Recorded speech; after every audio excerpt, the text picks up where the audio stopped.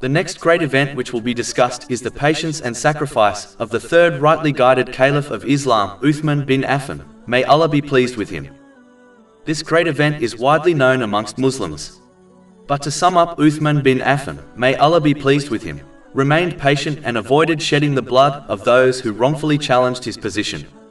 He could have easily crushed their resistance, but chose to remain patient, as he did not desire to harm them and further spread the fire of seditions within the Muslim nation. This patience and self-sacrifice led to his martyrdom. This event is mentioned in many narrations, such as the one found in Jami' at-Tirmidhi, number 3803. Islam does not demand Muslims to make such a sacrifice, but it does advise them to make small ones, such as donating voluntary charity after one has donated their obligatory charity, or sacrificing some sleep in order to offer the voluntary night prayer. It is important to understand that when one makes these sacrifices, it benefits them in this world and in the next, even if it appears that they are losing out and others are benefiting, such as giving charity.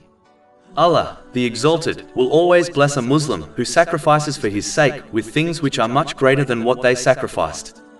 This has been proven by many verses, narrations and events, such as this one.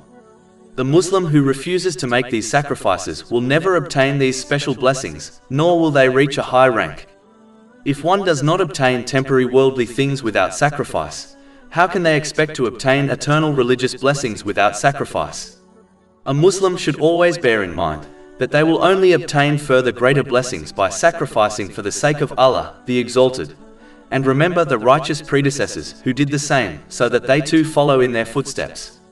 Simply put, the more one sacrifices, the more they will obtain, and the less they sacrifice, the less they will obtain. So it is up to each Muslim whether they desire more blessings or less. Chapter 16 An-Nahl, verse 97. Whoever does righteousness, whether male or female, while he is a believer, we will surely cause him to live a good life, and we will surely give them their reward in the hereafter according to the best of what they used to do. Over 400 free ebooks, audiobooks, infographics, podcasts and blogs available on our website, www.shaykhpod.com.